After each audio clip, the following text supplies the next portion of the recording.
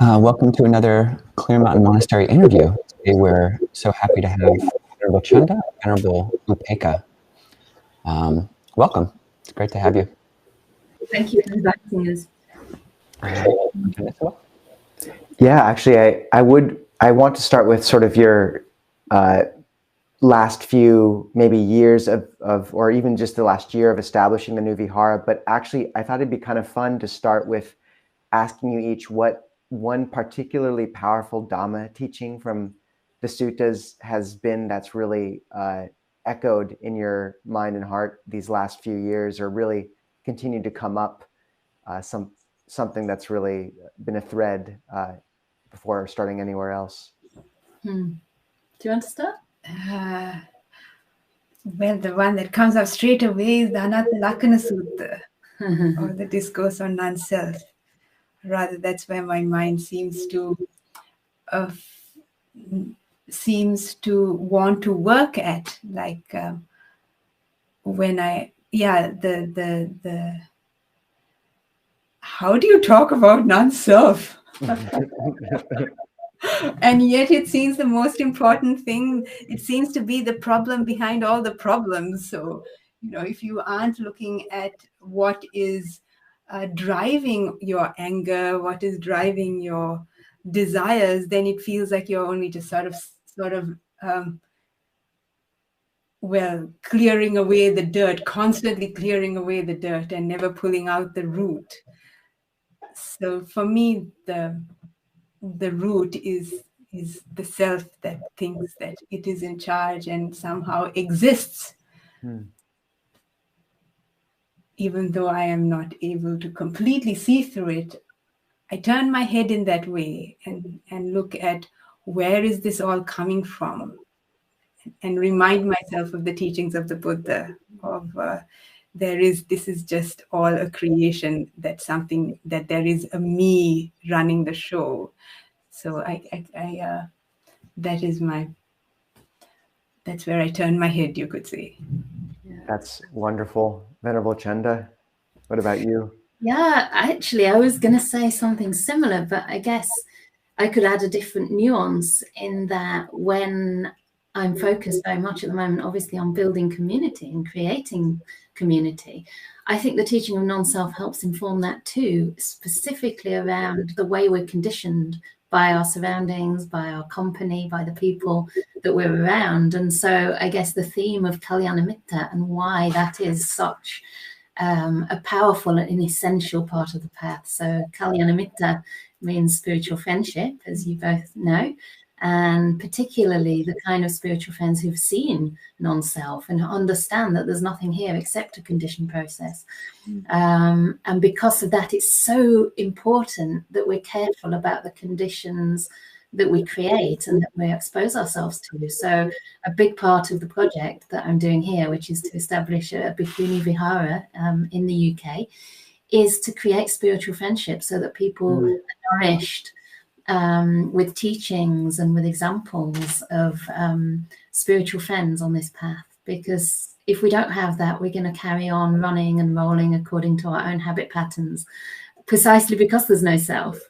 And it's getting that piece, getting that part of the jigsaw really in place that can allow for the rest of the path to unfold properly. So thank you. And so on that note, with this last year or two, I know that there has been, speaking of dismantling the self or constructs, you've been constructing something new, but doing it with some Kalyanamitta in the field. So can you give us an outline of these last 2 years, and where are you seated now, and what's that been like? And so we started this project. I started this with my teacher Ajahn, and in a sense you could say it's all his fault, because I would never have come up with this idea on my own. The last thing I wanted to do was kind of get the doer busy, and start creating, as you say, something in samsara. And yet at the same time, being a bhikkhuni, it's very evident that there are so few places for women to practice. We do have to be concerned with putting those basic conditions in place. So for me, I guess the way that it's been spiritually helpful is to realize I'm not doing it for me. I'm not doing it from a sense of self, but I'm doing it more as an act of gratitude to my teacher, a service, you know, for everything that I've received, which is immense. And also simply because it needs to be done. So, of course, I can't always maintain this perspective. And sometimes the little ego comes in and goes, oh, it's not fair. I'm tired. It's so much for one person.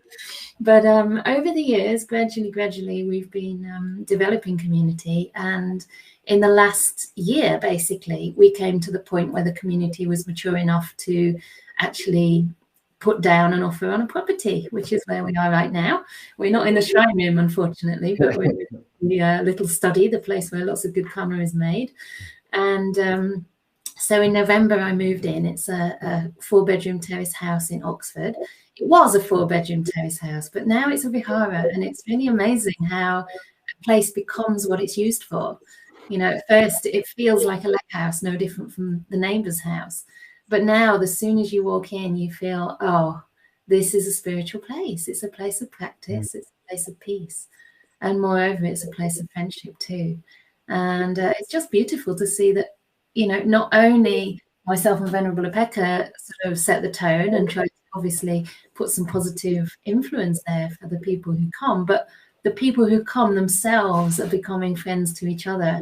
And it seems that by observing one another's good examples, the whole kind of ethical conduct increases. So the level of virtue just seems really strong at the moment, which is something very beautiful to witness. So yes, it's been a lot of hard work. I actually had a complete burnout, I think, last time we spoke, actually. I think it was around there. I was either going through burnout or I don't know. I'm still recovering, I think, at the physical level, but I'm starting to feel myself nourished by the community, which is lovely. So it's not all give and receiving nothing back. It's actually a mutually beneficial thing. Thank you. Do you feel the sort of difference between burnout and nourishing sustainable mode is that community and a place, or is there, what's the key ingredient for you? Good question. I guess it's a combination of things over time, but certainly if you don't actually have a place to live, if you don't have a place to rest, if you don't have nourishing food, how can you thrive? And this is why we're doing this. It's not that there were lots of options for me as a bhikkhuni. You know, I actually really had to struggle to keep my monastic life viable, as in to stay in robes. And the thought of ever leaving the robes for me is completely heartbreaking. Like, I wouldn't really see much purpose to my life. Of course, I could continue to practice to some extent, but once a renunciation has happened in the heart and manifested by, you know, actually taking the path of renunciation and being a fully ordained nun, it's almost impossible for me to conceive of going back. So those very, very basic things are part of what's helping me recover my health. You know, the fact that it amazes me every day that we get a delicious, nutritious meal, and that the guests are kind enough to even consider my special diet in terms of health concerns. And then, yeah, staying in the same place day after day.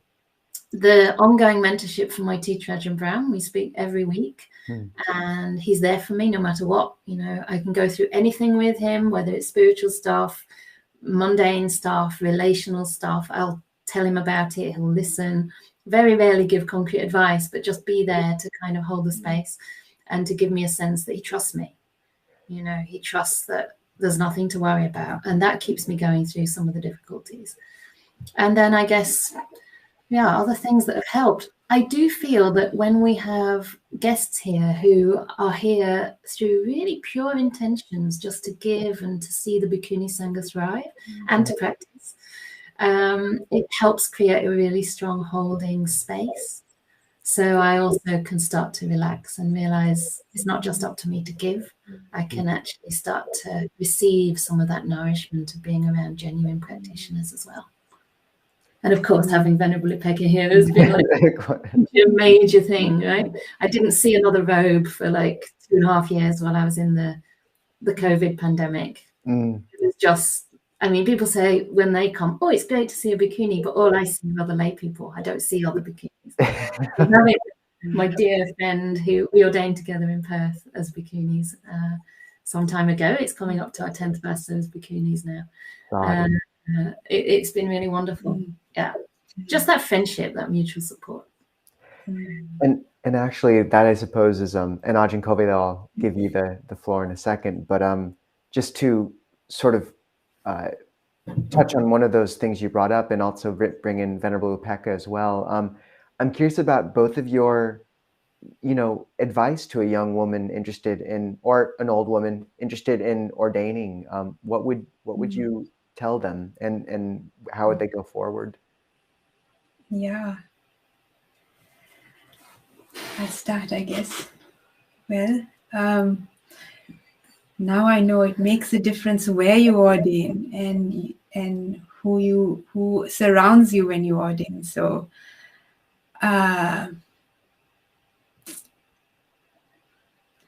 yes. Well, to begin with, you don't have to be perfect. You don't have to have gotten your act together, got your meditation to jhana levels, and then ordain.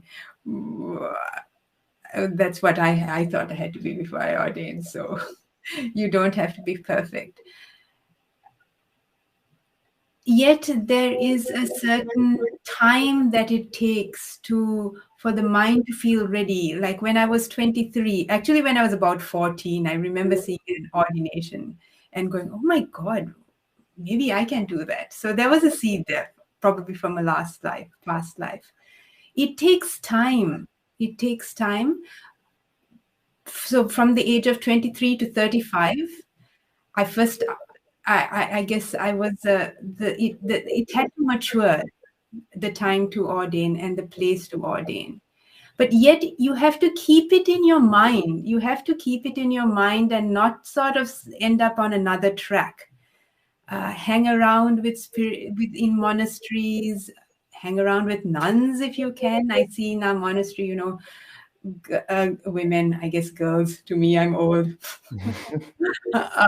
come in every year for many, many years, and then sometimes they don't ordain, but that's the next step. So you grow into it. You start with an ideal, but it takes time for the heart to be ready. But never give it up. Never give it up. Yeah. Thank you. Yeah. That's yes. Venerable Candā? Oh, okay. Well, yeah, I think everything that Venerable Upekkhā says, I completely agree with, actually. The idea of allowing it to percolate and preparing the foundations, basically, allowing it to be a natural process, because I think sometimes people come at it thinking, well, I should do this. It makes sense. Ideologically, I can understand the reason to ordain. But a lot of the time, it's a step too far too soon. So I think establish a practice, especially work on your foundation of virtue. Keep coming to monasteries, spend time, get to know what it actually is about, and also visit different places, because sometimes it's about a particular connection with a certain community or a certain teacher. Ideally, you wouldn't want to make it all about the teacher, but it has to be a place where you feel the wholesome qualities can increase. And understand as well that with the Bhikkhuni Sangha at this stage, we need people who are willing to serve quite a lot, because we don't have the kind of resources to just allow somebody to be in retreat mode all the time. That's actually nothing to do with my monastic life in England anyway. It has to be a combination of service and practice.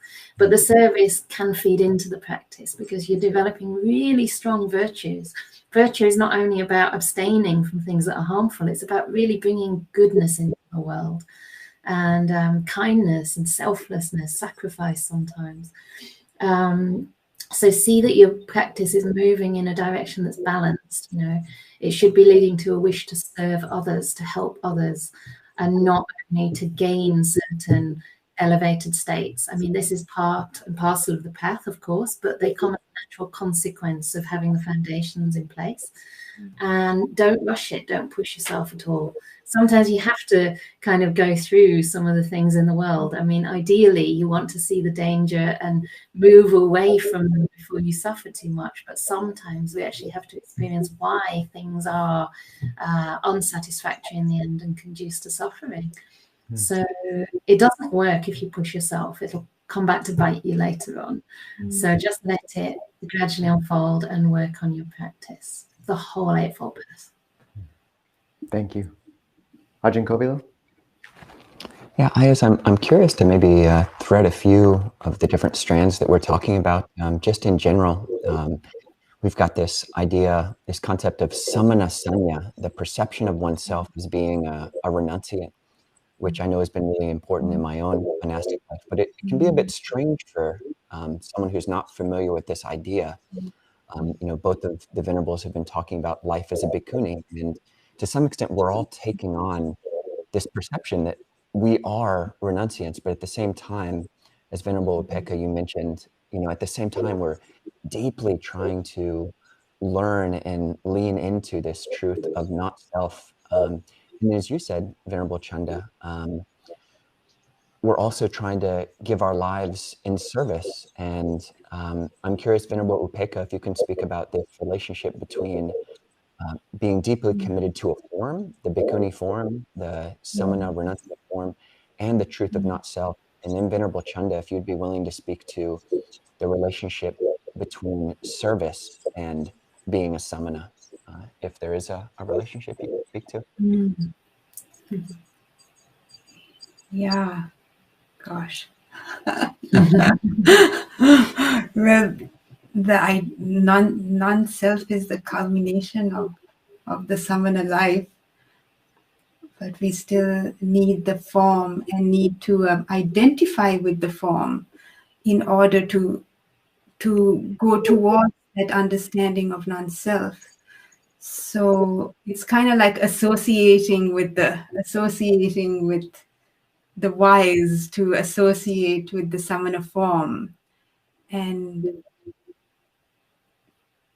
admittedly, it's difficult because we have been in samsara for so long, and my mind anyway, constantly remembers the 35 years before I ordained and not the 15 years since I ordained.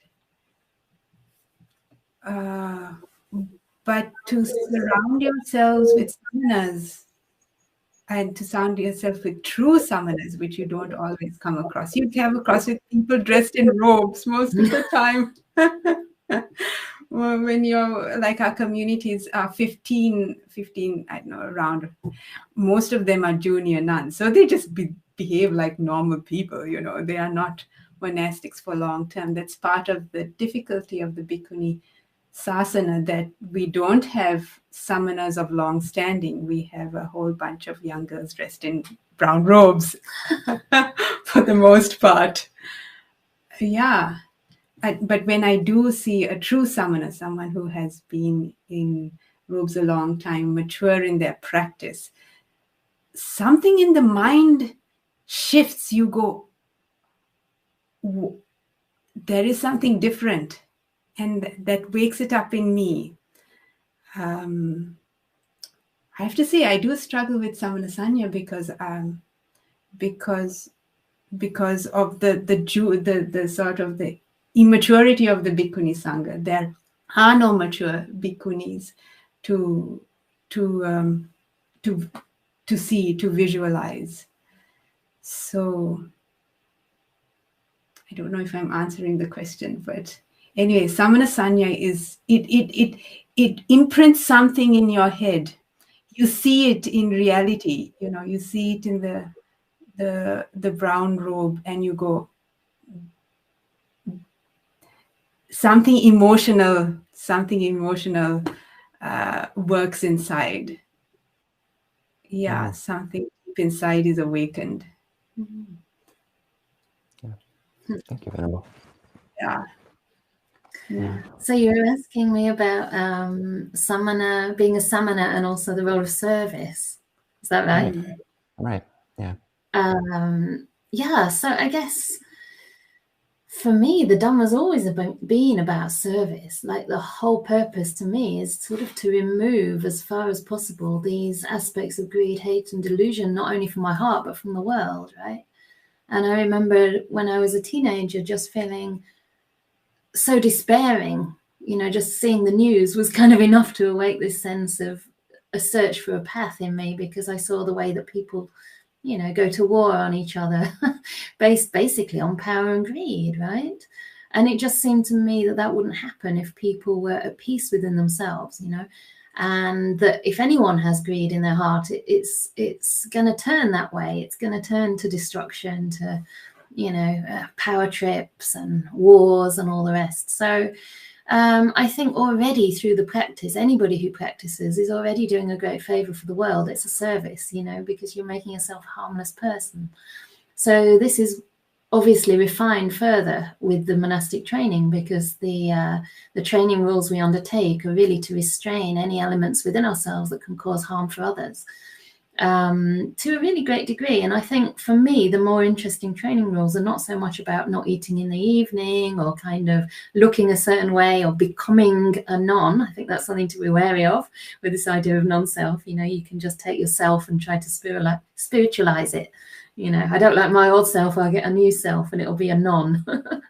So I always say renouncing or ordaining rather than becoming a non or being a bhikkhuni. It's just language, but it does help. But yeah, part of the training is restraining ourselves from creating harm. So the things that I find interesting are things around right speech very much, and also having an attitude of respect. You know, there's one Pachitya, I think, that says an offense of disrespect is to be confessed. And these sort of things are very subtle and often things that aren't really brought out in the Patimokkha or, you know, in our meetings or monthly or fortnightly meetings. But this is really refined virtue. And I guess just asking ourselves, what can we give? And how can we give in a way that doesn't deplete us, but that actually resources our own practice as well? So, of course, for monastics, we tend to give the Dhamma. We share the Dhamma as far as possible. In my particular situation, I'm also trying to create spaces for other monastics and spaces for people to practice, as you both are as well. And I think part of the service there is to offer a spiritual community to others. Part of it is also to repay my debt of gratitude to my teachers first and foremost, but also my family, because through doing this project, I've been able to bring them in contact with true samanas, you know, people I have confidence in as really highly developed beings, you could say. And they're having this kind of contact and saying, wow, you know, there's something to this. It seems to create people who are bright and who are respectful and who are kind of easy to talk to and deeply virtuous, trustworthy. So I think these are all the kind of qualities with which we serve the world. I mean, who doesn't want to be around somebody who they can trust and who they feel safe around? You know, that's one of the biggest forms of suffering for beings. We can't trust each other. We feel disconnected. So I think that's one of the gifts we can bring as samanas. Actually, that's the defining quality, really, that we should be highly virtuous, highly ethical beings. Yeah, thank you both.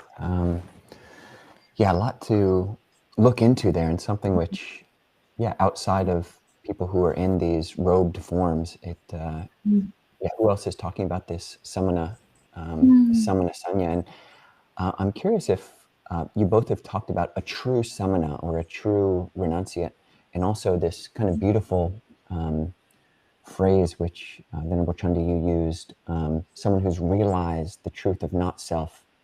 You know, that in my mind, I'm not so familiar with that phrase, but it strikes me as someone as referring to and pointing to this aspect of, yeah, of attainment. And I'm curious if both of you could speak about your relationships with teachers who you've had. I know, Upekkhā, you've stayed at the Mahasi Center. You've both stayed around really well-trained bhikkhus and bhikkhunis in Australia and elsewhere. Venerable Chanda, you've studied in Burma, Nepal, India. You both have invited Ayya Ananda Bodhi to come and teach, and yeah, just talk about your relationships with yeah, people who you feel are good role models, good samana role models, and good models of this realization or deeper insights into not self. My favorite subject. I'll cry if I talk about this, because I have a very deep sense of devotion toward the Arya Sangha, yeah. And I think in my life I do feel fortunate to have the confidence that I've met some of these people, that it is possible for human beings. And I think in the beginning, because I trained in Asia, my first teacher was Goenkaji, but of course he sort of spawned this massive movement all over the world where there are many, many centers, I think 400 or something in the world. And you didn't have a lot of contact with him directly, but I did have some. And it was enough to know that somebody who's further on the path is never intimidating. They're actually deeply compassionate and easy to be around. And I felt that I could sit in their presence and ask them anything. And this is already very, very helpful on the path, right? That there's people in this world that don't judge you, that have compassion for you, that just want your benefit. You know, they only have your best benefit at heart. And that was already enormous for me. And also that Goenkaji never wanted to make himself the teacher or the guru in any way. So that was actually very much emphasized in that tradition, that we were our own kind of teachers in a sense. We had to walk on the path. The teachers could only guide us, but in the end, we had to come to the understandings ourselves. And I think Goenka never made any claims of being a stream winner, but he clearly had very, very strong qualities, and also that sense of selfless service and very deep meditation. So he'd talk about sort of people, this wasn't really known, but it was known among the close circles, because I was in Asia around a lot of people who trained with him directly. And he would talk about people coming to the centers, and some have beings with them, kind of guardian protectors who'd wait for them outside. Some others would bring them in and things like this, you know. And there was just this sense of someone completely committed to the Dhamma. And then my next teacher was my Sayadaw in Burma, Sayadaw U Panyajotta. And he was reputed to have attained incredibly deep insight, which was very obvious just by meeting him. One of the defining characteristics that seems common among all the people I have confidence in as having seen non-self, seen through the delusion of a self, is that they did have very, very deep samadhi meditation. And he had that from a very young age, from 16. And he'd sit down and meditate for 3 days at a stretch, you know, completely like a rock, without going to the toilet or anything like that, and have all these kind of yeah, I suppose I shouldn't say too much because I mentioned his name, but this is the way the understanding goes. And people never actually tell you directly, but you kind of hear this from supporters, and you have to have a bit of faith. And with him too, it just felt like this outpouring of metta. It was almost as though having a person's presence like that to meditate with would bring you up to already a higher place than you were before. So you'd be starting from a different kind of starting point, if you like. And that was very powerful. And then with my teacher, Ajahn Brahm, and I'm aware that I'm speaking only about monks so far and men, but I will talk about some women as well. With my teacher, Ajahn Brahm, it was another level of accessibility, because he's also a British-born Buddhist monk. And at first I had a prejudice about that. I was like, I don't want to listen to these like Western monks. They don't know the real thing, you know. They're not Asian. They've not been brought up in it. So I was kind of like, yeah, pretty dismissive. But as soon as I heard talks from him that he gives to the monks, so these are the deep talks that are just being made available for anyone interested on Deepa Dhamma podcast, BSWA. I just had PT coursing through my body and mind, and I knew this is the real thing. You know, this is someone who's realized these things, and perhaps the fact that he had a similar background and could speak to some of the Western sort of psychological knots that we have to our conditioning, basically, was just so accessible and so instant in terms of a teaching. And I guess the main thing about associating with people like this is that, having seen non-self for themselves, they see that in everybody. So they don't define you, they don't fix you, they don't judge you. And it's an incredibly different feeling from being with most people. It's almost like there's nothing you could do that would make them lose faith. Almost, probably nothing. Because they would still see your own capacity for awakening. Because they've seen their own. They know, they don't just believe, they know that everybody has that same potential. And that is relayed to you again and again and again. So the level of confidence that that gives me is immense. I sometimes, of course, because of self-view, think, oh, but not me, you know. But then whenever you meet these people, you kind of know that it is possible, and it's just a matter of the causes and conditions coming together. And then, of course, there have been really wonderful female practitioners, and I have met a couple who I suspect are fairly far on the path. One is a Burmese nun, Sayali Dipankara, and another is actually a laywoman. I really like Charlotte Catherine. I think she's pretty exceptional. She has some qualities that are really admirable from my perspective, because I tend to be like particularly, I mean, I have a lot of kindness and compassion, but it can be kind of, there can be a danger of being too emotionally engaged with people. But she has this very cool kindness that's very boundaried, and this ability to say no, which I find like, wow, this is amazing. This is someone who's beyond caring what people think, and is just very, very clear in herself. So I think her wisdom and discernment qualities are very strong. Yeah. And then other bhikkhunis as well. You mentioned Ayavananda Bodhi. She's someone I certainly respect. And she's been a good support to me as a friend, and also as an advisor to the project, because she's done many of the same things I'm trying to do. So she has a great understanding and ability to kind of understand how things are for bhikkhunis, which is really refreshing, and something not that monks, even Ajahn Brahm, can't always do. So I don't know if that really answers the question, but yeah, for me, I guess the Sangha as a refuge is a really important refuge. Sometimes I think it's more visceral even than the Buddha himself, although I'm getting much closer to the Buddha through the suttas these days. But actually seeing a living, breathing example, an embodiment of the Dhamma, is incredibly powerful. And just to finish with a caveat that don't presume, don't kind of come quickly to any judgment of a person's stages on the path. They won't actually tell you most of the time. So suss them out over years. And when you do, and when you feel that confidence, it can be really a very beautiful thing. Yeah. I just talked about particular people, but I don't know, you met Ajahn Brahm, where you were close to her. Yeah, but I didn't know her so well. Because she was ill shortly after I joined the monastery. And she changed, a lot in that 20 years that she was here. Anyway, I would say that the sight of an Arya, if you have the potential to see it, that's the other thing, like you can come across these beings.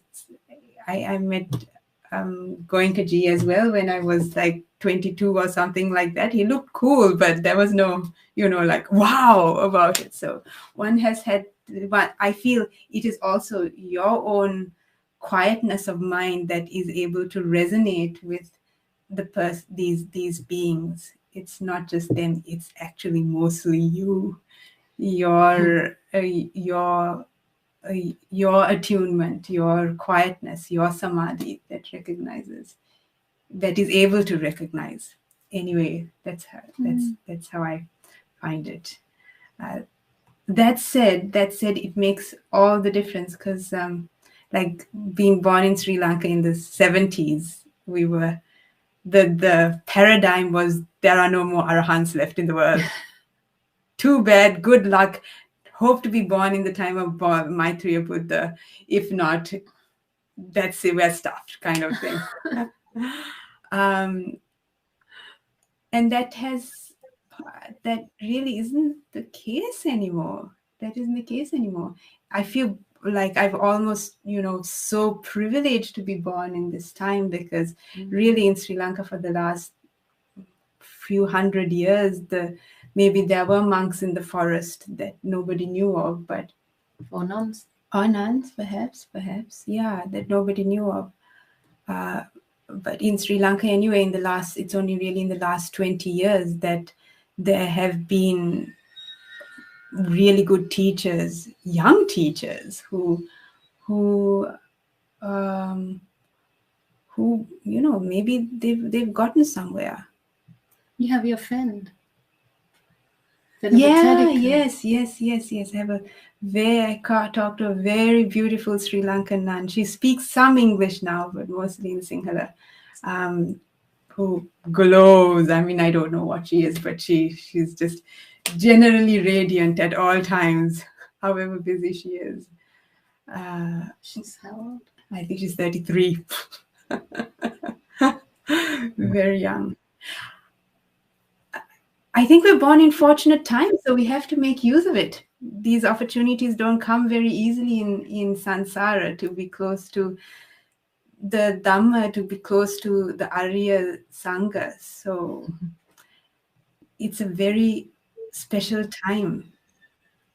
And yeah.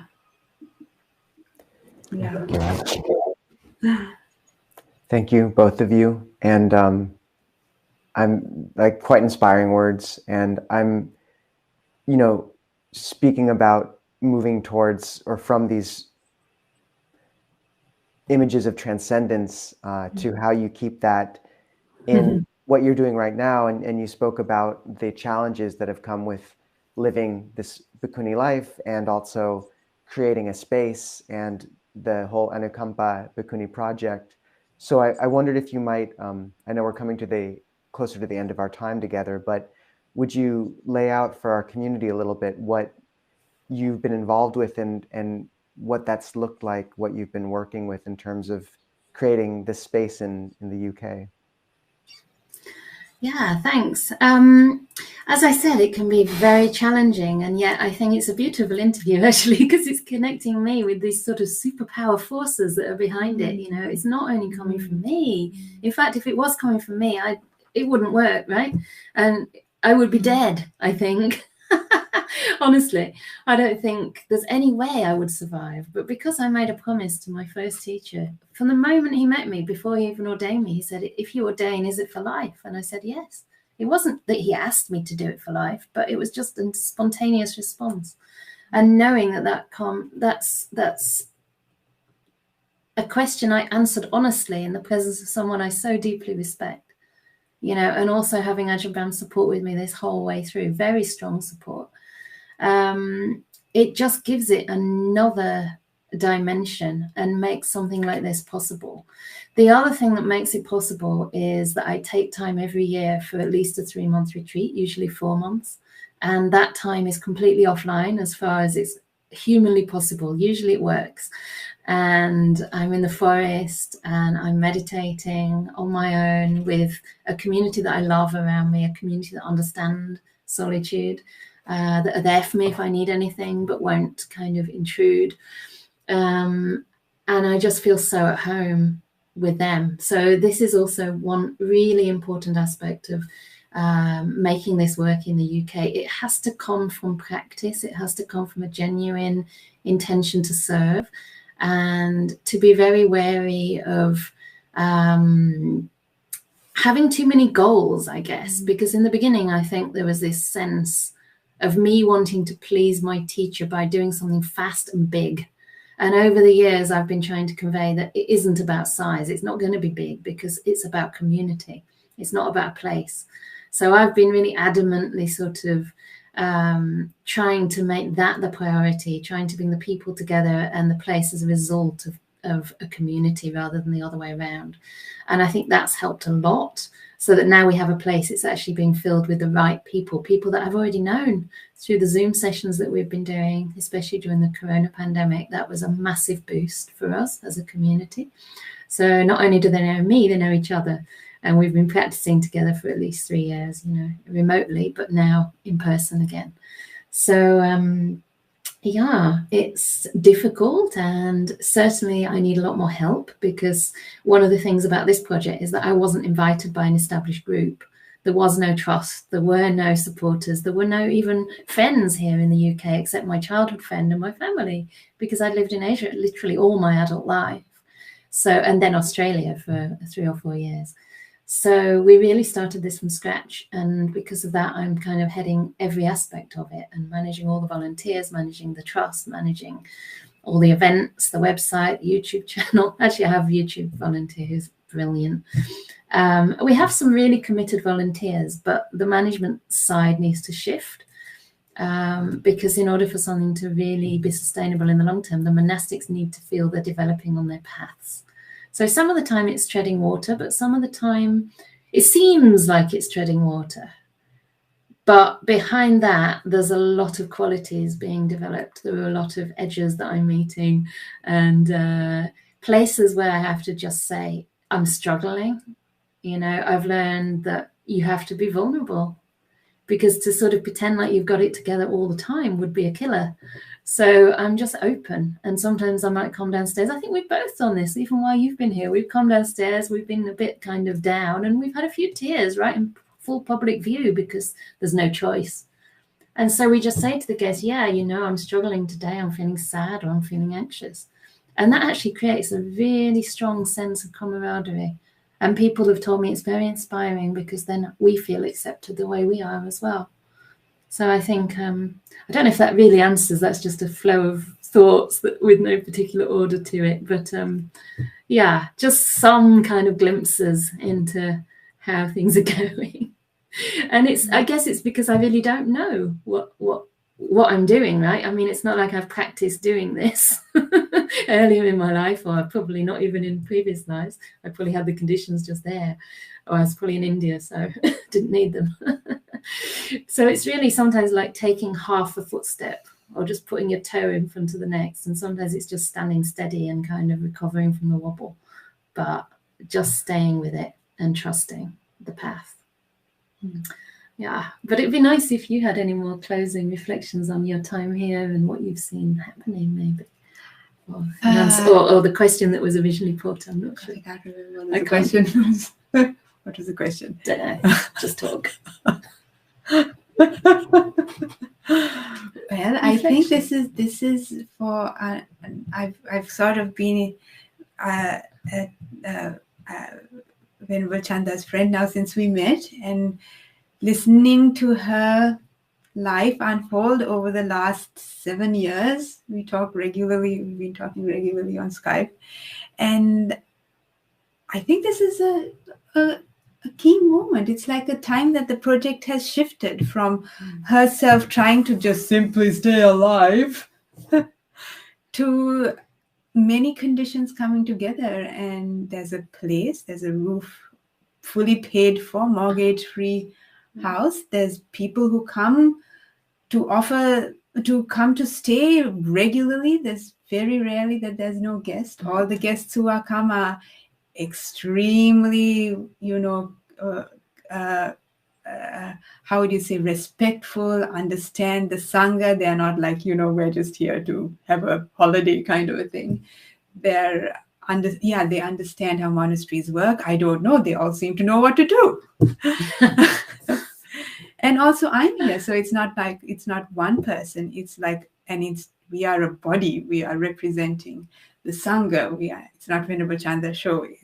This is the Sangha here. So I think it's like it's turned a page, and we have found out that is the natural progression of any organization. It starts with one person, and then now it has to go to the responsibilities moving away from one person to now a group of people, and that's where it's at, where the people are coming forward to be able to make that next step. So it's definitely something's going on. Yeah, and just to say as well, just to express my gratitude to you for being such a wonderful Kalyanamitta, and actually, you know, taking the leap to come over, because it's not easy. Not only setting up is not easy, but actually coming away from a very comfortable, very well supported place to the unknown also takes a leap of faith, and you were the one that did it, and it has made a big difference having you here, although she is going back in less than a month, and I'm also going on retreat. But I think, you know, it's almost like everybody who comes here leaves their mark and increases the richness of what we have to offer. It's like everybody contributes something and changes the atmosphere here for the long term, and I'm sure you'll be back. Come back for sure.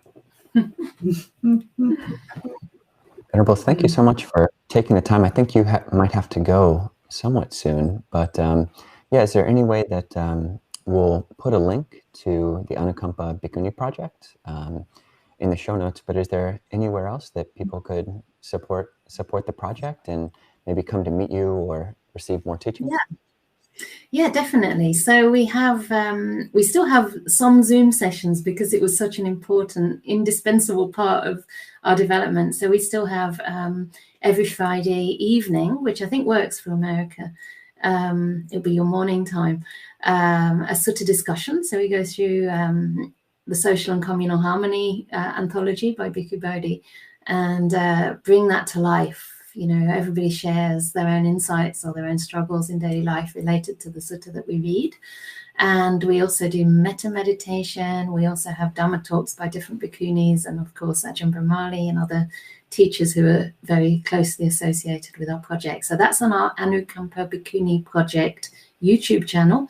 And also in our newsletters and on our website, you can find the links, or at least a link to the links for the Zoom sessions.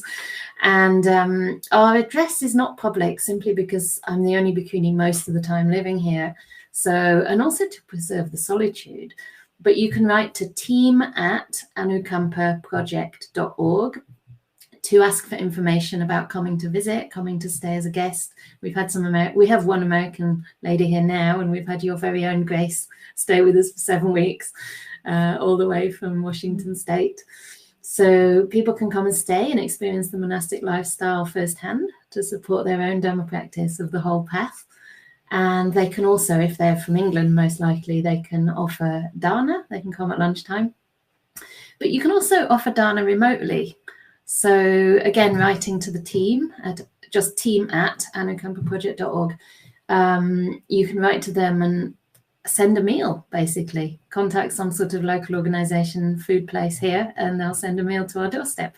So that way everyone gets the opportunity to partake in offering dana to the Sangha.